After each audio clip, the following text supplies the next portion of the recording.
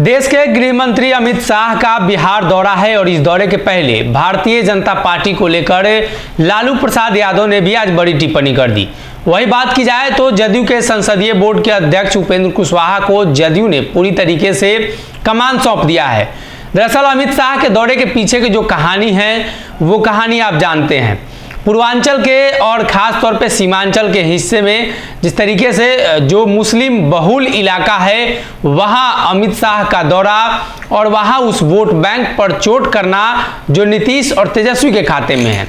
भले ही अमित शाह के दौरे के बाद की कहानी क्या होगी और भारतीय जनता पार्टी को वो वोट डिलीवर होगा या नहीं होगा ये बड़ा सवाल है, लेकिन उपेंद्र कुशवाहा ने आज बड़ा बयान दिया है जिससे स्पष्ट होता हुआ नजर आ रहा है कि आरसीपी सिंह जिस तरीके से बिहार में सक्रिय हैं तो अब नीतीश कुमार ने संभवतः आरसीपी सिंह का काट ढूंढ लिया है।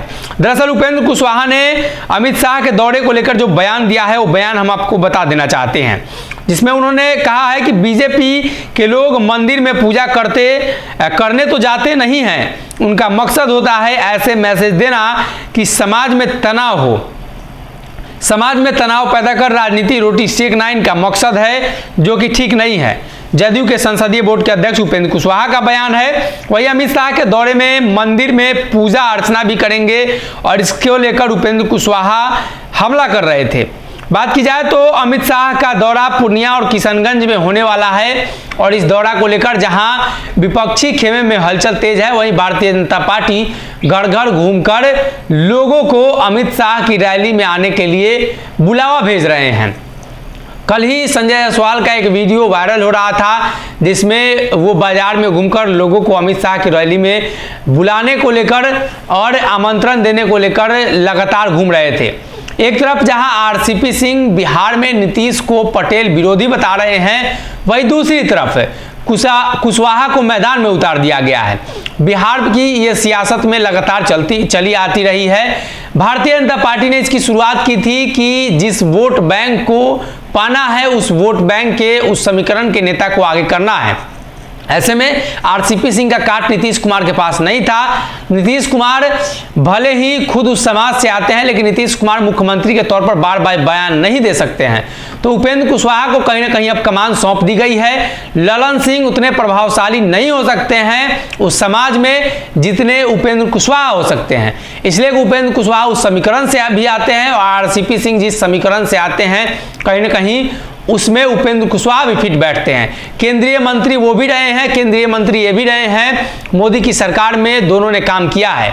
अब ऐसे में नीतीश कुमार ने कहीं ना कहीं उपेंद्र कुशवाहा को आगे कर एक नई रणनीति और एक नई चाल के तहत बिहार में भाजपा को बैकफुट पर धकेलने का प्रयास कर रही है।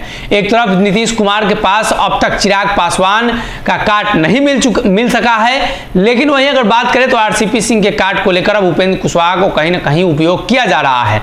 तो इंतजार कीजिए अमित शाह के रैली के बाद या यूं कहें तो रैला के बाद महागठबंधन की भी एक बड़ी रैली होने वाली है। इस रैली के मुख्य अतिथि के तौर पर और इस रैली में मंच पर कितने लोग होते हैं और मंच कितना बड़ा बनाया जाता है ये भी एक बड़ा सवाल है। आपको याद होगा महागठबंधन की संयुक्त रैली गांधी मैदान में 2 मंच बनाई गई थी, तब भी जगह कम पड़ गए थे, इतने सारे महागठबंधन में नेता थे।